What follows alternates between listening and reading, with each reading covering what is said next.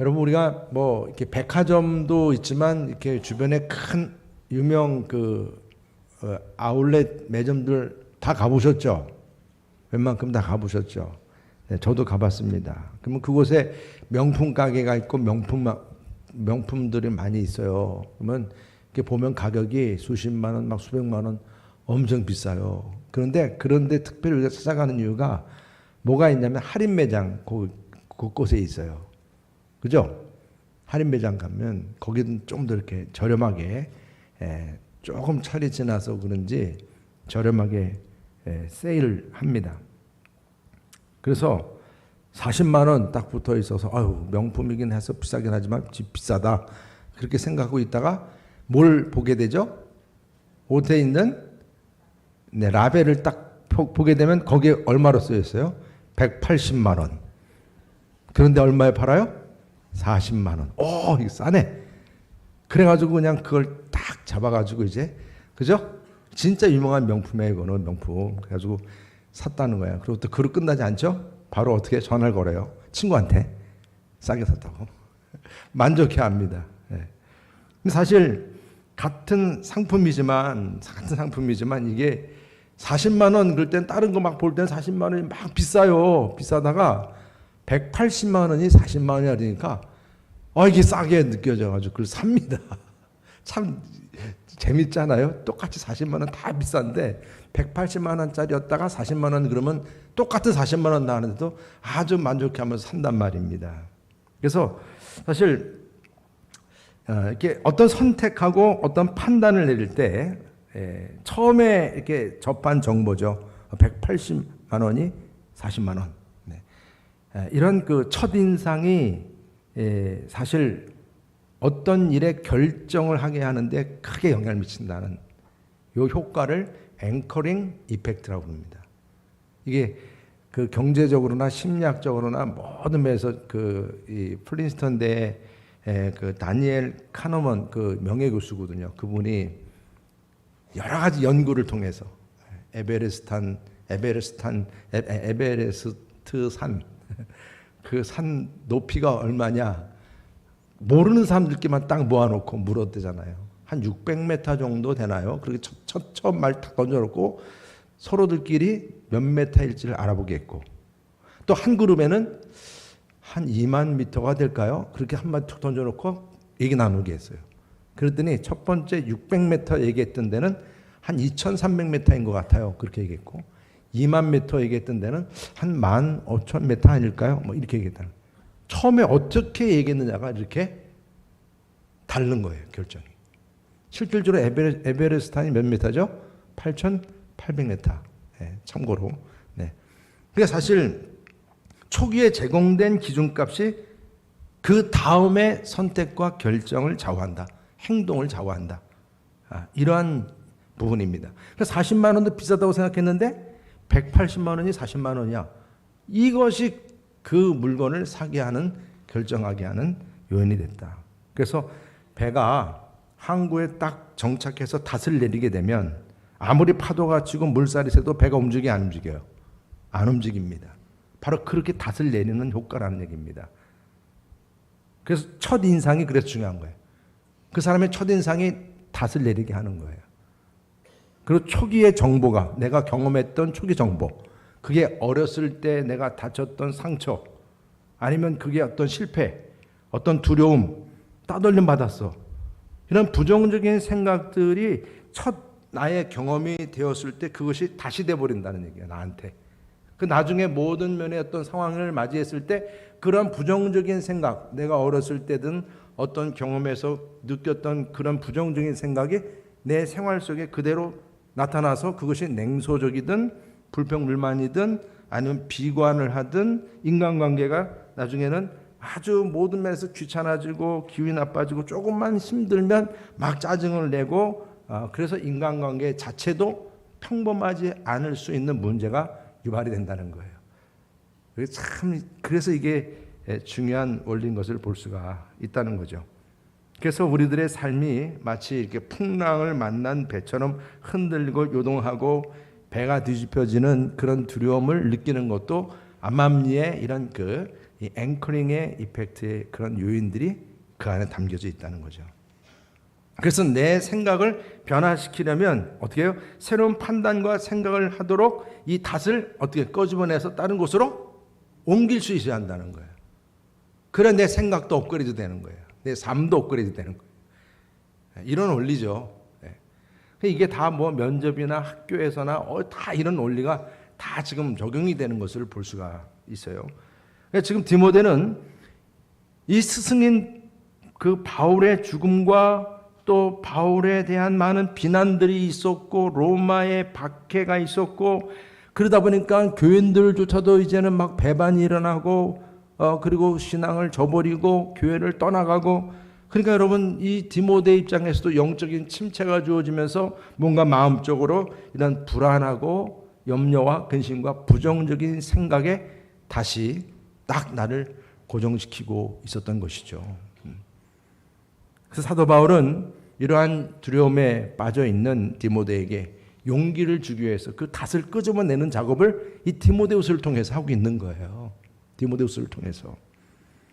그래서 먼저 우리는 사도성, 사람들이 그렇게 바울을 비난하고 있는 요인 중에 가장 중심은 사도성 문제인데 사도성을 얘기했고 또 너는 나와 영적인 아들의 관계라는 얘기를 끄집어냈고 그리고 우리의 모든 사역은 그리스도 예수 그 생명의 약속을 붙잡고 하는 일이다. 이 부분을 분명하게 알려주었습니다.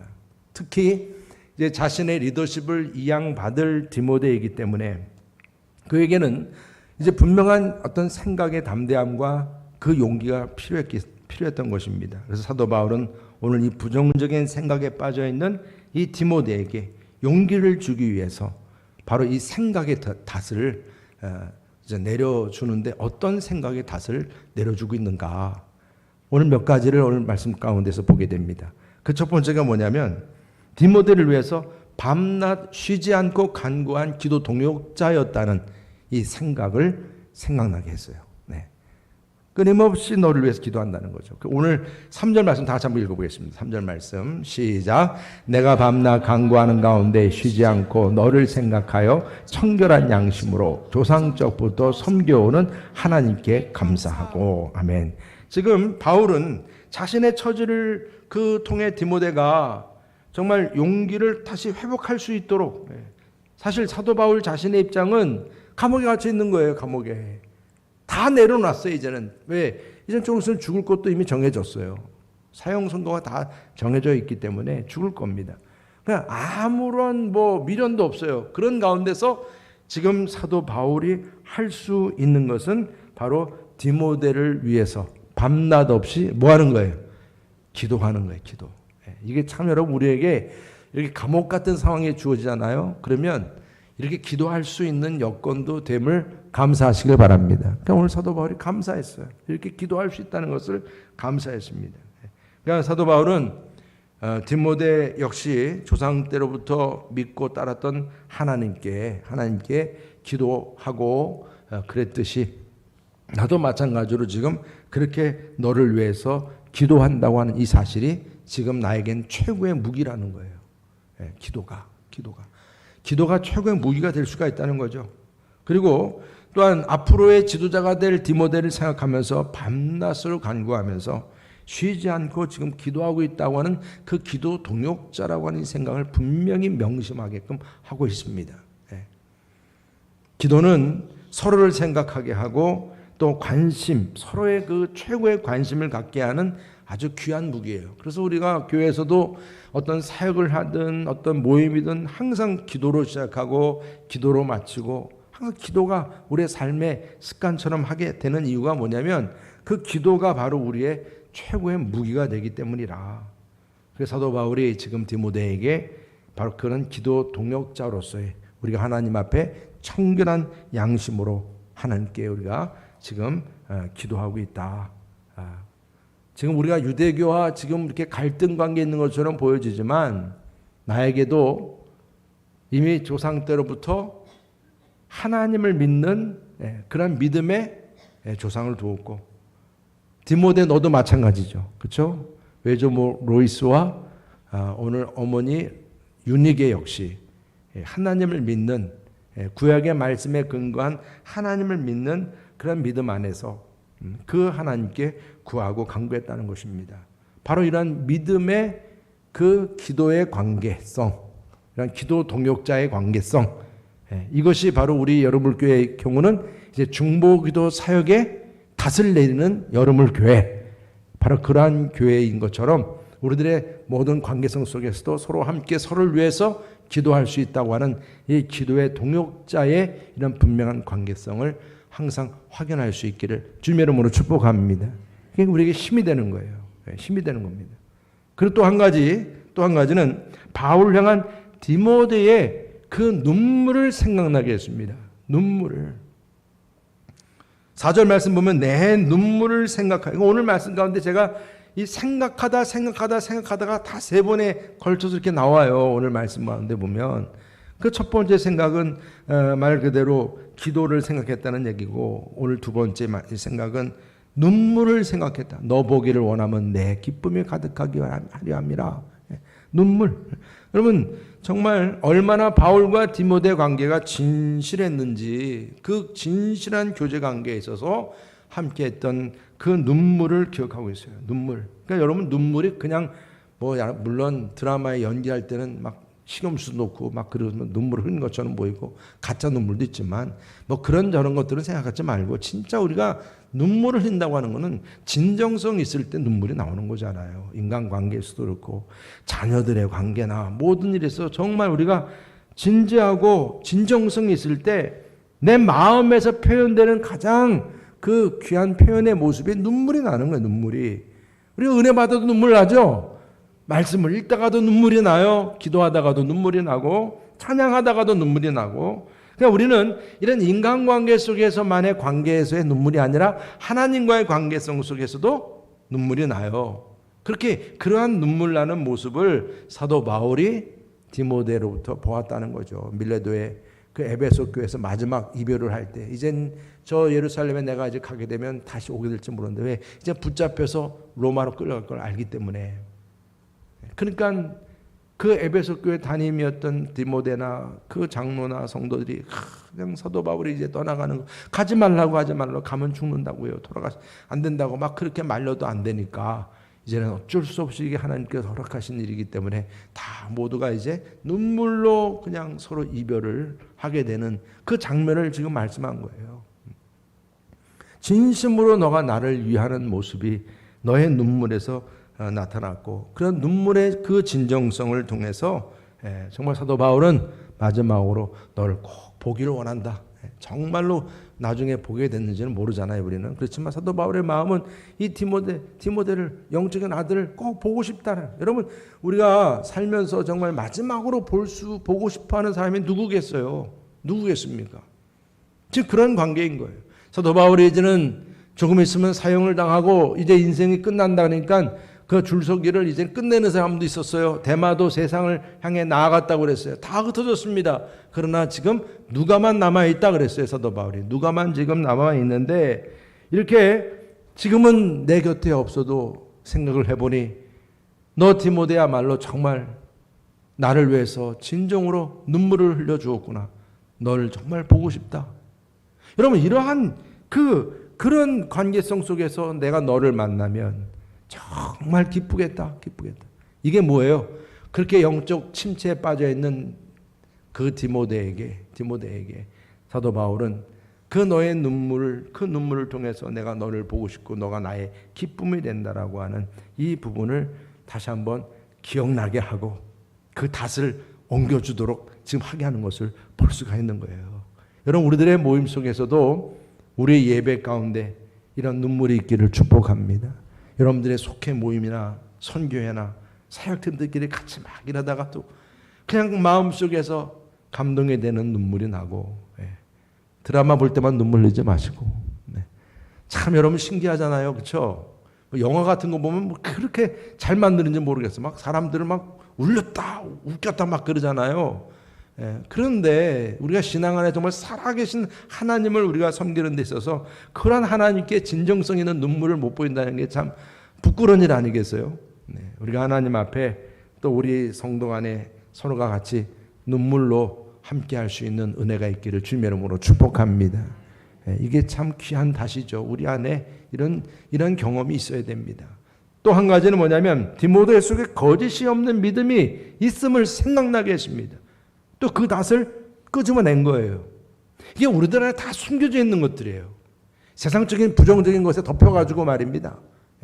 꼼짝하지 않고 내가 지금 끊임없이 그냥 이렇게 세상적인 부정적인 생각에 묶여있는 이유가 다 이런 것 때문에 그래요.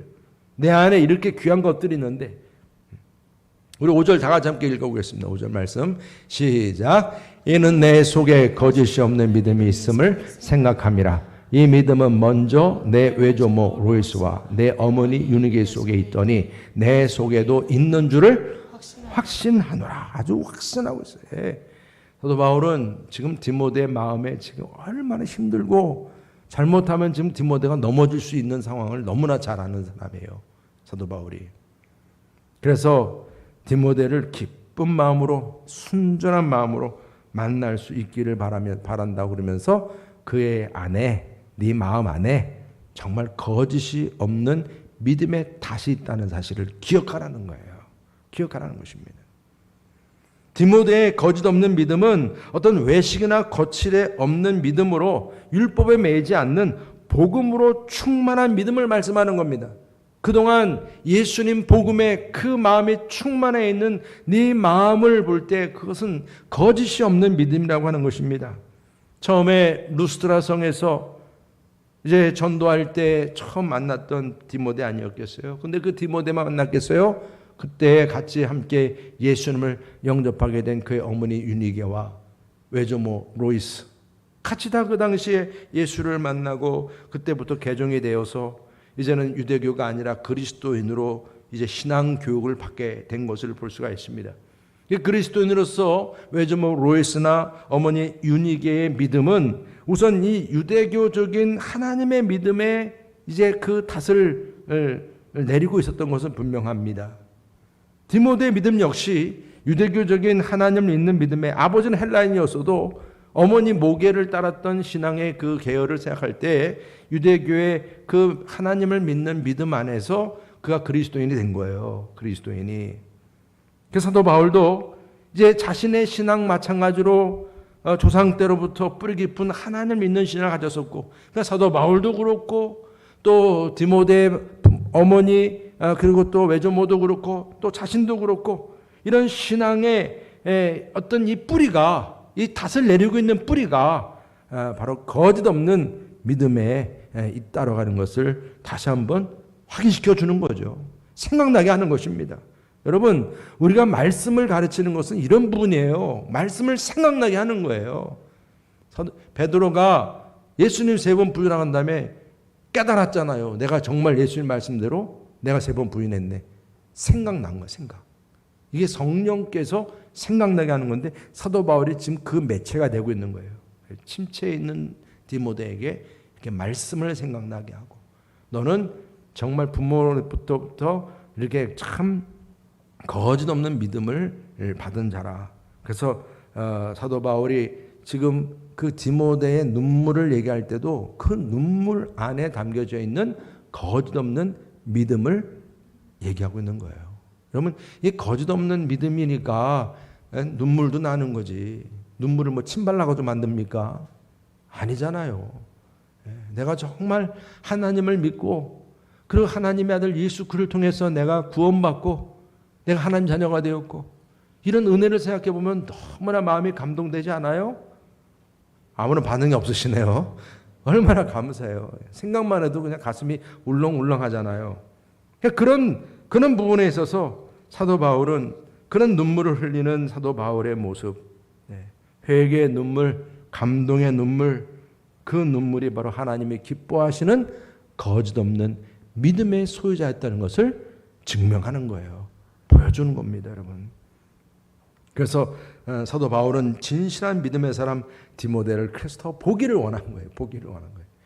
여러분, 거짓 있는 믿음, 거짓된 믿음이라는 게 뭐겠어요? 거짓된 믿음은 결코 여러분 말 그대로 힘이 나올 수가 없어요. 거짓된 믿음에는 허약 그 자체일 수밖에 없습니다. 여러분, 내가 이렇게 남들 그러지 않습니까? 교회에 올 때는 믿음 있는 척하고, 그래도 내가 직분을 가졌는데 믿음 있는 척하고, 세상에 나가면 또 세상에는 또 믿음 없는 사람이 또 막 또 좋으니까 세상 나가면 또 어떻게 해요? 믿음 없는 척하고 아주 연기 잘해요. 뭐 드라마가 따로 없어요. 교회도 다 드라마하고 사람들이 많아요. 그렇게 연기를 하면서 자기의 믿음을 그렇게 왔다 갔다 하게 하는 그게요, 나중에 비가 오고 창수가 나면 다 드러나요. 가짜인지 진짜인지. 가짜는 절대로 힘을 낼 수가 없어요. 가짜는 말 그대로 맹탕이에요, 맹탕. 심은 대로 거두게 돼 있어요. 거짓된 믿음은 정말 필요로 한 이 상황 속에서 어떤 힘도 발휘 못하게 돼 있습니다. 혼란한 풍랑을 만났을 때 그 다시 그냥 끊어져 버리고 말아요. 왜? 사가버렸으니까. 거짓된 믿음이니까. 그러니까 여러분, 우리가 거짓된 믿음을 갖는 게 아니라 거짓되지 않는 믿음을 갖는데 마음을 모아야 합니다. 전신갑주를 입어야 합니다, 여러분. 여러분들의 마음에, 아무도 아멘을 안 하시네요. 전신갑주를 입으셔야 됩니다, 여러분. 아멘. 네, 정말이에요. 왜? 그만큼 물론 쉽지는 않아요. 왜? 마귀의 관계, 이게 다 거짓이니까. 마귀의 속성 다 거짓이니까. 그런 것을 대적하면서 이 땅에서 믿음으로 굳게 서려면 이런 거짓된 믿음은 절대 용납할 수가 없는 거예요. 네. 기도해야 합니다, 여러분. 그러니까 거짓된 믿음은 절대로 우리가 믿음의 동역자 관계가 이루어질 수 없어요. 아니, 세상 사람들도 믿지 못하는 사람한테 여러분들 일 맡깁니까? 같이 일할 수 있어요? 대답도 안 하시네요. 투자할 수 있어요? 여러분들은 잘 하시나 보네요. 그래도 그냥 마음이 좋으셔가지고. 세상 사람도 다 그래요. 세상 사람도 계산 딱 나오는데, 이런 믿는 사람들끼리 거짓된 믿음을 가지고 있는 사람하고 어떻게 동역을 같이 할 수가 있겠어요? 그건 불가능합니다. 진정한 동역을 이루지 못합니다. 거짓된 믿음을 가진 사람은. 그래서 서로 협력하고 동역을 해야 상급이 주어진다. 지난 금요기도회 때 제가 연합석회 때 말씀드렸죠. 두세 사람이 함께 할 때 주어지는 상급에 대해서. 그러니까 거짓된 믿음으로 우리가 그 믿음이 깨지면서 그럼 동역은 같이 할 수가 없다. 신뢰가 무너지면 동역이 불가능합니다.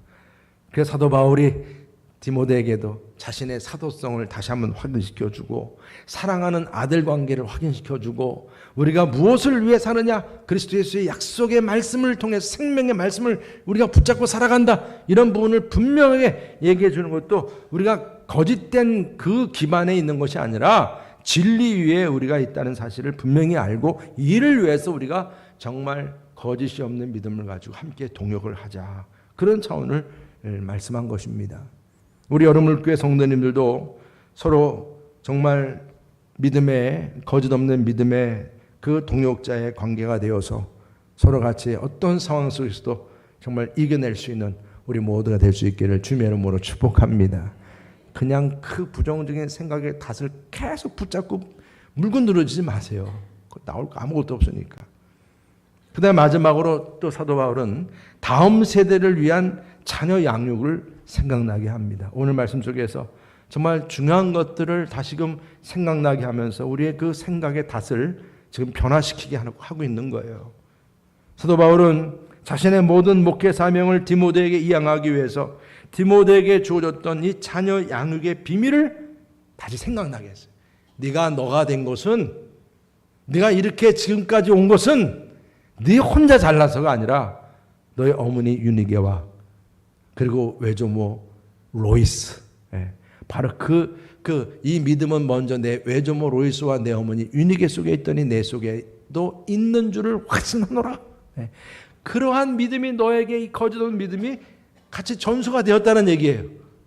여러분 믿으시기 바랍니다. 여러분들의 거짓 없는 믿음이 여러분들의 자녀들에게도 전수되기를 축복합니다.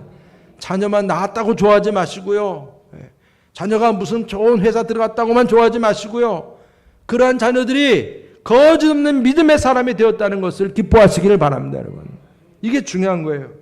그래서 이렇게 경건한 가정교육을 위해서 훌륭한 목회자로 지금 디모데가 세워진 데는 이런 조상의 하나님을 믿었던 외조모 어머니로부터 이런 영적인 영향력을 받았지만 그 못지않게 또 중요한 것은 바로 루스드라 성에서 예수를 믿고 나서 2년 동안 그가 제자 되기까지 같이 믿음의 동역자로 거짓 없는 믿음을 함께했던 믿음의 동역자들과 그리고 믿음의 스승들 그리고 나중에는 사도 바울과 함께 2차, 3차 전도여행을 함께 하면서 그렇게 훈련받았던 그런 모든 수고가 바로 지금 디모데를 이렇게 디모데 되게 했다는 사실을 기억해야 한다는 것입니다. 그래서 디모데를 그리스도교로 인도한 뒤 사도 바울은 그를 내버려 두지 않았어요. 그가 정말 이렇게 믿음이 신실한 자로 변화된 것은 정말 어머니와 그 외조모와 주변에 있는 사람들의 도움으로 이렇게 귀한 제자가 돼서 이제 그 디모데를 데리고 다니면서 주님의 제자로 세우는데 일종의 도제 관계를 이루었어요. 도제.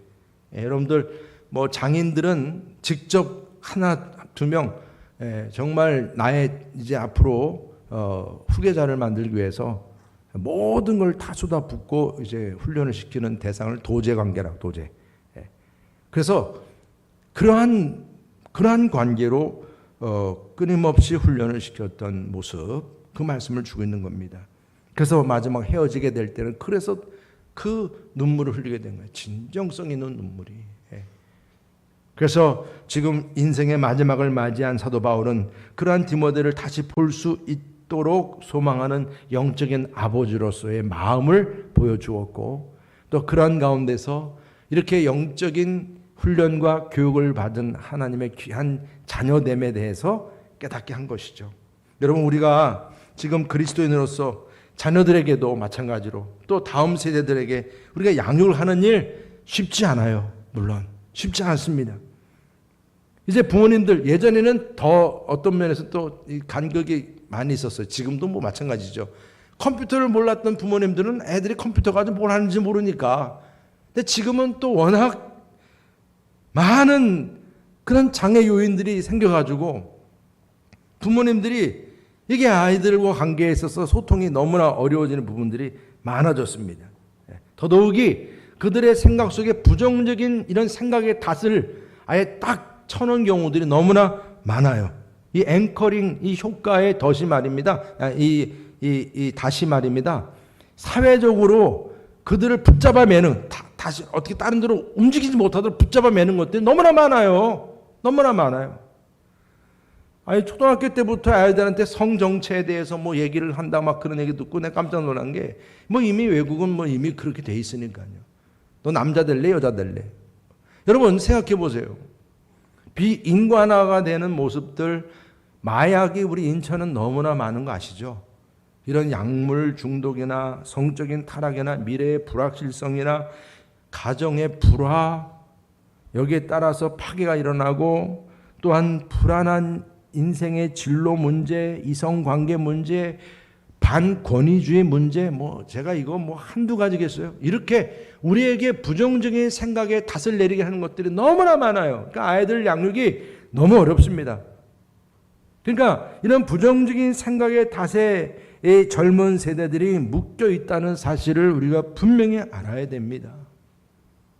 우리의 가정은 교회 원형이 되고 하나님의 그 창조 질서의 중요한 회복의 장소임을 믿으시기를 바랍니다.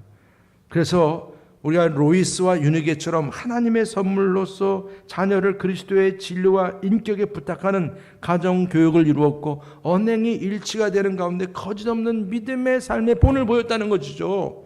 이게 참으로 사도 바울이 이런 부분을 꺼주문했다는 것이 사도 디모데에게는 상당한 도전이 되었을 거예요. 내가 나된 것은 이런 은혜가 있었구나. 그런데 이런 부모님들로부터 자녀들의 신앙, 그 신앙, 그들의 신앙이 신실하게 보여져야 되는데 본이 되지 못하는 핸디캡들이 너무나 많아요. 부모님부터도 말입니다. 믿음의 삶을 살아가는 데 있어서나 언행이 일치하는 면에 있어서나 거짓없는 믿음을 지키는 부분에 있어서나 너무나 이게 부족한 게 많다는 얘기죠. 여러분, 오늘도 이 말씀을 통해서 우리가 회개할 수 있기를 축복합니다. 이런 회개가 우리 안에서 정말 저절로 나와야 돼요. 저도 마찬가지거든요. 다음 세대들이나 여러분 자녀 양육에 있어서 정말 사도 바울은 자기가 낳은 아들이 아니지만 영적인 아들 디모데를 위해서 지금 저렇게 가다간 저 친구도 너무나 좌절해서 그냥 무너질 수 있겠구나 이런 위기감을 느꼈던 사도 바울이 디모데에게 장장의 편지를 쓰면서 디모데에게 다시금 그 연약한 마음과 부정적인 생각에 탓을 내리고 있는 것들을 끄집어내고 이제는 다시금 그들이 디모데를 변화시키기 위해서 새롭게 뭔가 그 가져야 할 긍정적인 그런 많은 믿음의 생각들을 불어넣고 있는 이 편지 내용을 보게 되는 것입니다. 저는 이러한 노력이 말입니다. 저와 여러분들에게도 진실하게 계속될 수 있기를 주님의 이름으로 축복합니다. 너무 우리는 이제는 못한다에 빠져버렸어요. 애들도 내가 마음대로 못해. 막 저부터도 막 조금씩 막 나오려고 그러더라고요. 이게 막 다 그런 거 아니겠어요? 아이고 이젠 틀렸어. 나도 이젠 더 이상 뭐 못하겠어. 그러지 마세요. 이게 다 부정적인 탓입니다. 이젠 사도 바울은 자신이 감옥에 갇혀 있다고 아무것도 할 수 없다는 이 무능력의 그런 단만 내리고 있지 않았어요. 어떻게 해서라도 또 영적 침체에 빠진 디모데에게 사도 바울은 밤낮으로 기도하는 그 생각에 그 탓을 끌어냈습니다. 내가 너를 위해서 밤낮으로 기도하고 있다. 또 너의 눈물을 생각하고 있다. 너의 진실한 거짓이 없는 그 믿음을 생각하고 있다. 디모데를 위해서 외조모와 어머니 또 그 믿음의 동반자들 그들 또한 나도 영적인 아비인 우리 나로서도 그렇고 제자 양육을 시키면서 그렇게 믿음의 귀한 닷을 내렸던 모든 모습들을 다시 한번 이렇게 끄집어낸 거예요. 이러한 생각들은 디모데에게 새로운 생각의 닷을 내리도록 하는 앵커링의 그 효과, 그 모습을 보게 한 거예요. 그래서 다시금 그 디모데에게 새로운 도전과 다시금 그의 은사가 불일 듯 일어나도록 하게 하는 그러한 비결이 되었음을 믿으시기를 바랍니다. 여러분 교회 성도는 마찬가지입니다. 지금 나에게 부정적인 생각으로 나를 힘들게 하는 요인들이 무엇입니까? 그게 어떤 면에서는 나에게 첫 인상으로 주었던 부정적인 생각이 나를 지금까지 붙잡고 있는지도 몰라요. 어떤 부정적인 생각에 그 다시 나를 계속 이렇게 끈질기게 붙잡고 있는가? 그래서 나는 할 수 없어. 속회 모임도 난 할 수 없어. 의미 없어. 야, 교회 학교 애들도 이렇게 요즘에 안 낳고 그러는데 부흥이 되겠어? 제가 어저께 교장님 선생님하고 같이 가면서 내년도에는 교회 학교 이제 배가 부흥시켜야죠. 네, 그래서 왜 아멘 안 하세요? 아멘이시죠? 배가 부흥해야죠. 배가 부흥. 하여튼 우리가 그런 닷을 옮겨야 돼. 닷을 옮겨야 돼. 안 된다는 생각 이젠 거기서 우리가 그냥 멈추면 안 됩니다. 교회빚 갚기 힘들겠다. 이런 데만 닷을 놓지 말라는 얘기예요. 전도가 안 된다. 말씀 배우기 귀찮다. 교회 가기 싫다. 여러분 이런 여러 가지 생각의 닷들이 나를 자꾸 얽어맨다는 얘기입니다. 여러분들 이런 부정적인 닷 이제 끌어올리시길 바랍니다. 다시금 새롭게 눈물로 밤낮 기도하면서 내가 이제 부흥의 불쏘시개가 되겠다고 하는 그러한 긍정적인 생각을 가지고 세상이 아무리 흔들린다 할지라도 흔들림이 없는 거짓 없는 믿음의 그 닷을 말입니다. 거짓 없는 믿음의 그 닷을 다시금 여러분들이 내리시고 승리할 수 있는 우리 모두가 되시기를 주님의 이름으로 축복합니다. 할렐루야.